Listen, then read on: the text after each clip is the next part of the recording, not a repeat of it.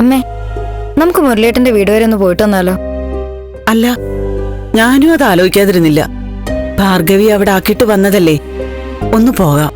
ഗൗരിയേച്ചി ആ ഷോക്കിൽ നിന്ന് ഇതുവരെ മാറിയിട്ടില്ലെന്നാ ദേവിയേച്ചി പറഞ്ഞത്. പോണം മോളെ. മാത്രല്ല, ദേവിയും നന്ദനൊക്കെ അവിടെ ഉണ്ടല്ലോ. കാര്യങ്ങളൊക്കെ സംസാരിക്കാം. ദേവിയുടെ കാര്യത്തിൽ നന്ദന്റെ തീരുമാനം എന്താന്ന് അറിയുകയും ചെയ്യാം. രാധികെ, എന്തായാലും ഇപ്പോഴങ്ങോട്ട് പോകണ്ട. എല്ലാരും കൂടി അന്വേഷിച്ച് ചെല്ലുമ്പോ ഗൗരിക്ക് വിഷമം കൂടും.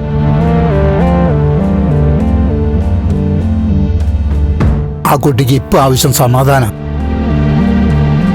ഒരു രോഗിയാണെന്ന തോന്നലും സഹതാപം കാണിക്കലും ശരിയല്ല. പിന്നെ ചുറ്റുവട്ടത്തുള്ളവരെല്ലാം ഇതറിഞ്ഞ് അങ്ങോട്ട് വരും. അവർക്ക് മറുപടി കൊടുക്കുന്നത് തന്നെ വലിയൊരു ജോലിയാണ്. അല്ല, ദേവികയുടെ കാര്യം സംസാരിക്കണ്ടേ? അത് നന്ദൻ തീരുമാനിക്കട്ടെ. പിന്നെ ദേവി തീരെ കൊച്ചുകുട്ടിയൊന്നുമല്ലല്ലോ. അവളുടെ ജീവിതത്തിൽ എല്ലാ കാലവും നമുക്ക് ഇടപെടാൻ പറ്റുമോ? എന്ന് പറഞ്ഞാ അവള് ചന്ദ്രത്ത് കയറിയില്ലെങ്കിലും കുഴപ്പമില്ലെന്നാണോ? അങ്ങനെയല്ല. കുറച്ച് ഉത്തരവാദിത്ത ബോധമൊക്കെ സ്വയം തോന്നണ്ടേ?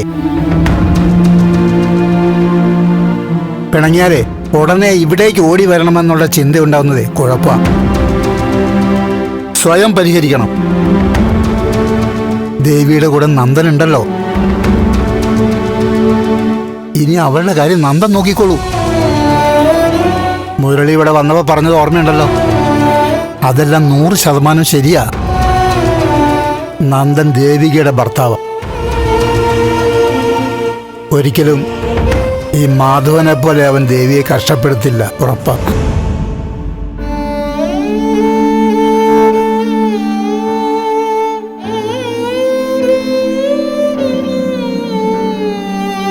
ഇന്നലെ അമ്മ പറഞ്ഞത് അച്ഛന്റെ മനസ്സിൽ കിടക്കുക. നല്ല വിഷമമുണ്ട്. ഞാനതിന് തെറ്റൊന്നും പറഞ്ഞില്ലല്ലോ. എന്റെ ഗതി വരരുതെന്ന് കരുതി പറഞ്ഞതല്ലേ. ശരിയാണ്. പക്ഷേ അച്ഛൻ ഇങ്ങനെ മാറിയില്ലേ? പഴയതൊന്നും അച്ഛനോട് പറയണ്ട, കേട്ടല്ലോ? എന്തായാലും നന്ദനെ വിളിച്ചു ചോദിക്കണം.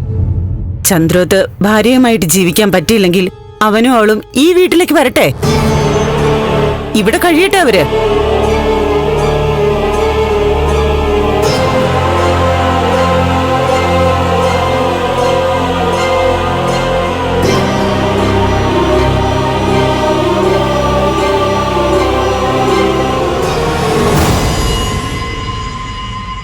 ആശുപത്രിയിൽ ബില്ലടച്ച പൈസ നീ തിരികെ വാങ്ങണം.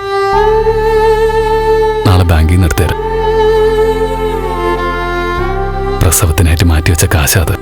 ആയിക്കോട്ടെ, കാത്തിരുന്നോ, ഞാൻ വാങ്ങാം.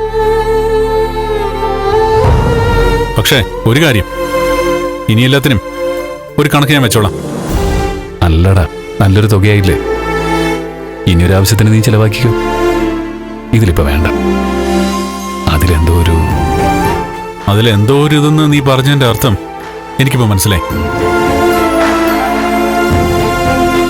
എന്റെ വീട്ടിൽ വെച്ച് നടന്ന സംഭവം